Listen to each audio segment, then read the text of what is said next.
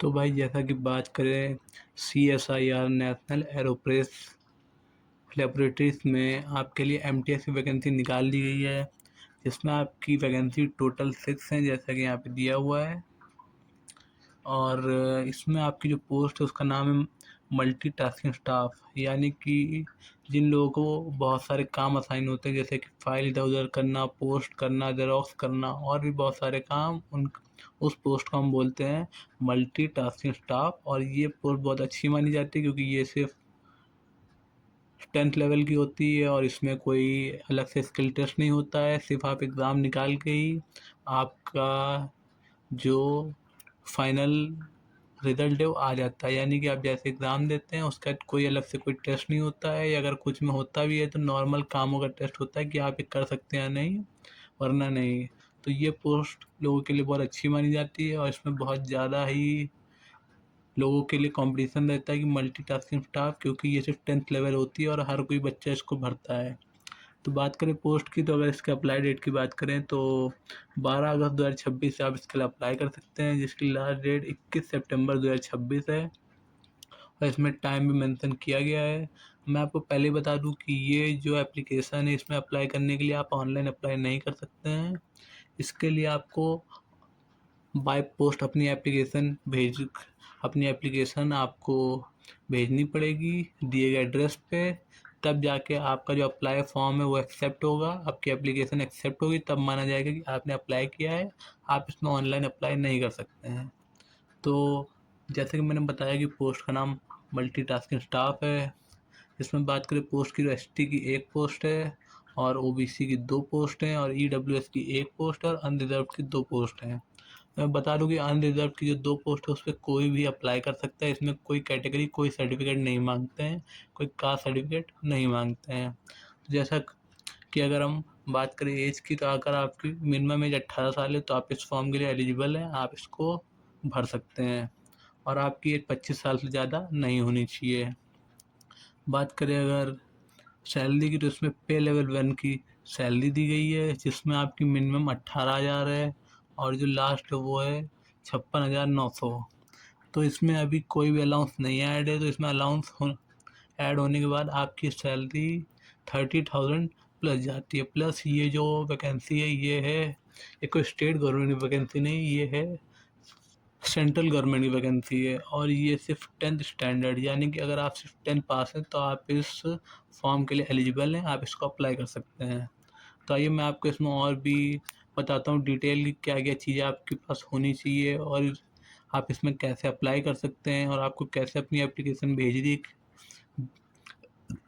है by post, और किन किन डॉक्यूमेंट्स को आपको लगा के आपकी एप्लीकेशन भेजनी है ताकि आपकी एप्लीकेशन रिजेक्ट ना हो।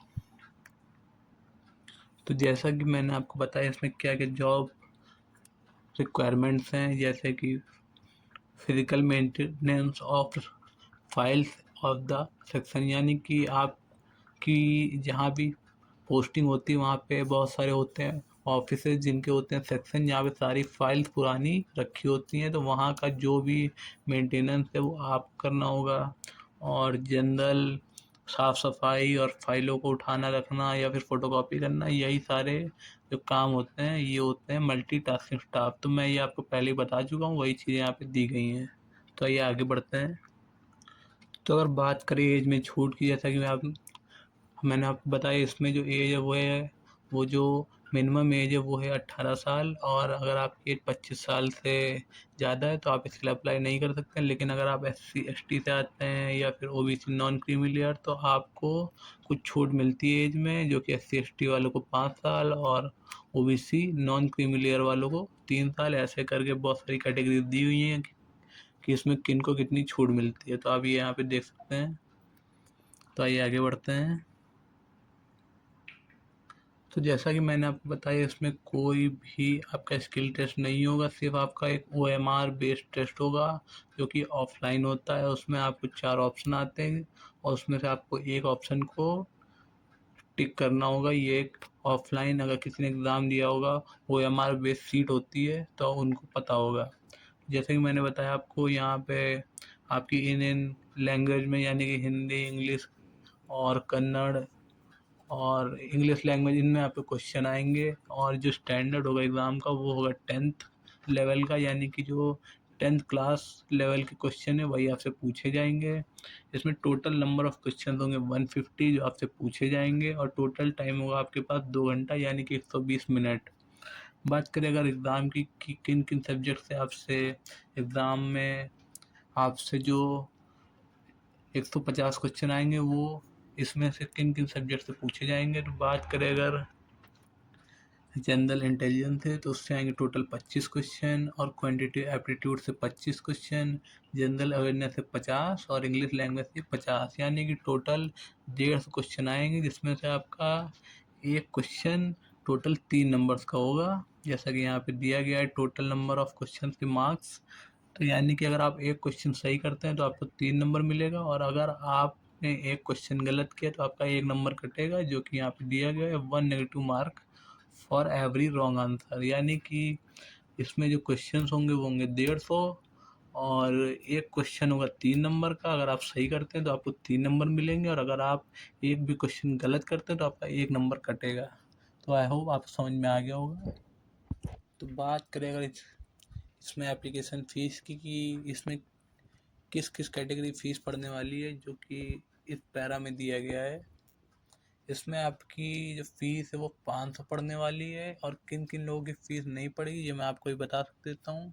ये इस पैरा में दिया गया है जो कि इसके जस्ट नीचे है।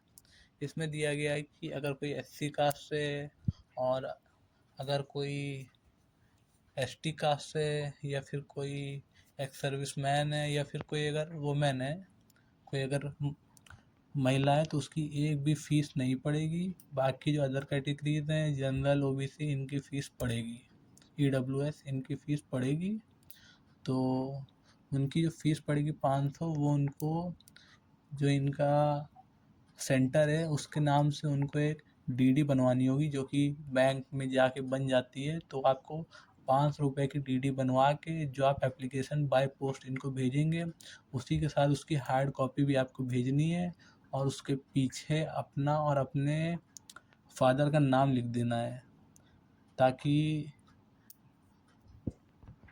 तो ये यहाँ पे दिया गया है कि आपको जो 500 रुपये की DD बनवानी है उसमें आपको अपना और अपने फादर का नाम DD के पीछे लिख देना है, जो आप हार्ड कॉपी सेंड करेंगे एप्लीकेशन के साथ।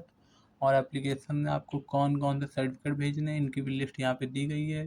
Recent passport size colour photo, और सिग्नेचर ऑफ द कैंडिडेट, जो एप्लीकेशन फॉर्म आप फिल करेंगे उस पर आपके सिग्नेचर होने चाहिए। और जो भी आपके पास मार्कशीट 10th की या फिर कोई अदर आपके पास कुछ सर्टिफिकेट्स हैं तो वो भी आपको भेजने हैं। और अगर आपके पास कास्ट सर्टिफिकेट है, अगर आप SC ST OBC से आते हैं तो वो भी आपको इसके साथ भेजना है। और अगर आपके पास कोई स्कूल लिविंग सर्टिफिकेट है और आपका ID कार्ड या फिर आपके पास पैन कार्ड हो, तो ये आपको एक एनवलप में भर के इस एड्रेस पे, जो कि इसमें दिया गया है, इस एड्रेस पे आपको बाय पोस्ट भेजना है। और अगर आप जनरल या फिर OBC से हैं तो आपको 5 रुपये की DD बनवा के इसके साथ भेजनी है। तो अगर आप ये नोटिफिकेशन अगर आप पढ़ेंगे तो आपको एक एक चीज़ समझ में आ जाएगी। मैं आपको जितना बता सकता था मैंने उतनी बेस्ट कोशिश की है। तो बात करें अगर इसमें टोटल वैकेंसी की तो ज़्यादा नहीं है, पर क्योंकि इन छोटी छोटी वैकेंसीज पे कोई ध्यान नहीं देता है, और क्योंकि ये ऑनलाइन अप्लाई भी नहीं होते हैं तो बहुत सारे लोग ट्राई नहीं करते हैं, क्योंकि वो सोचते हैं कि पैसा बर्बादी है। तो आपको इसी मौके का फ़ायदा उठाना है कि 6 वैकेंसीज़ हैं, भले ही 6 हैं लेकिन आपको सिर्फ एक ही चाहिए, तो आप इसके लिए ज़रूर अप्लाई करें, क्योंकि ये बहुत ज़्यादा लोगों को नहीं पता होती। क्योंकि इंसान जब भागता है जहाँ पे लाख वैकेंसी 50,000 है तो इंसान उनको देखता है, उसमें जो फॉर्म भी भरे जाते हैं वो भरे जाते हैं 2 करोड़ 1 करोड़ ऐसे करके फॉर्म। तो इसमें से 6 वैकेंसीज भले हैं, पर पर इन पे किसी का भी ध्यान नहीं जाता है। तो अगर आपने ये मेरी वीडियो देखी है तो आप इसका फ़ायदा ज़रूर उठाएं और इसको ज़रूर अप्लाई करें। और SC ST वालों के लिए तो फ्री, उनको तो कुछ करना नहीं, सिर्फ पोस्ट का पैसा जो कि बहुत ज़्यादा मुश्किल से 100-150 के अंदर आएगा, वो सिर्फ अपने सर्टिफिकेट भेज दें, अपने आप उनका ये आ जाएगा। तो आप इसकी लिस्ट अच्छे से चेक करें और जब भी बाई पोस्ट भेजें तो अच्छे से जो भी चीज़ें इसमें दी गई हैं उनको आप अच्छे से चेक कर लें कि आपने वो सारी चीज़ें रख दी हैं या फिर नहीं है। तो अगर आपको ये वीडियो अच्छी लगी तो आप इसको प्लीज़ शेयर करिए, और अगर आप ये फॉर्म नहीं फिल करना चाहते तो आपको लगता है जिसको इसकी नीड है तो उसके बाद भेजिए, ताकि अगर वो गवर्नमेंट जॉब की तलाश में है तो हो सकता है आप उसके लिए ये एक मौका बने कि आप उसको इस बारे में बताएं। Thank you.